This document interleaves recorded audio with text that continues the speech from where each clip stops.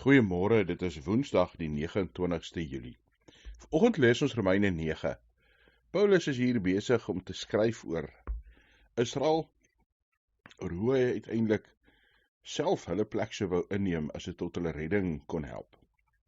Hy sê in vers 3, ek sou inderdaad wou bid om self vervloek te wees, verwyder van Christus in belang van my broers, my volksgenote na liggaam. Hulle is Israeliete. Aan hulle behoort die aanneming tot kinders, die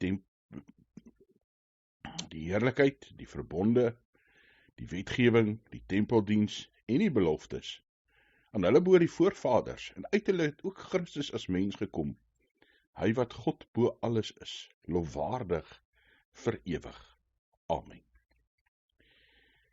Dis vir Paulus eintlik betreurenswaardig dat hierdie Israeliete met alles aan hulle kant, geroep deur God, die verbonde in die Bybel is vir hulle gegee, die wet, die 10 gebooie is vir hulle gegee, hulle het die tempel gehad, waar hulle God se heerlikheid kon beleef, die beloftes in die Ou Testament, ja, die voorvaders, Abraham, Isak en Jakob, Moses, die groot konings, Dawid, Salomo, die groot profete, alles het die Jode gehad, die Israeliete, en Christus is uit hulle gebore, en tog gaan 'n klomp van hulle verlore, want hulle glo nie in Christus nie.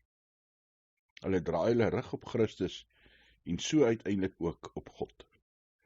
En dis hier waar Paulus sê, dis vir hom 'n ongelooflike groot hartseer, dat dit gebeur.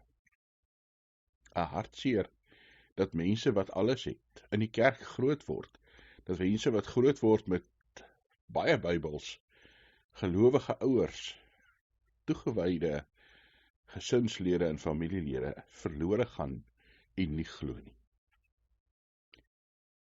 Ons kan maar net soos Paulus aanhou bid vir God se genade. Aanhou bid dat mense tot inkeer sou kom by God. Want God is vergewensgesind, God is genadig. God is die Pa wat wag dat sy verlore kinders terugkom. Here, dankie dat ons soos Paulus kan bid vir hulle wat verlore is. Ja, Here, partykeer is dit volksgenote, partykeer is dit eggenote, kinders, kleinkinders, ouers, grootouers. Here, weier in die familie, in ons vriendekringe. Ja, partykeer is dit sommer net vreemdelinge aan die oorkant van die straat. U stuur ons om sout en om lig te wees, om u koninkryk te gaan uitdra, en so suurdeeg te laat versprei, en alle mense so te beïnvloed. Gee ons die krag daartoe, deur die Heilige Gees. Ja, Here, dat ons ook soos Paulus, nie net sal bid nie, maar sal verkondig, sal lewe, soos wat u van ons vra. Dankie dat ons met ons nood en ons vrese ook voor u kan staan, en dit in die hande kan plaas. U die Almagtige wat voorsien, die Almagtige wat teenwoordig is, ja, wat ons stuur en saam met ons gaan, wat medegelowig is, ook saam met ons op hierdie reispad van die lewe sit. Ons bid in Jesus Christus se naam. Amen.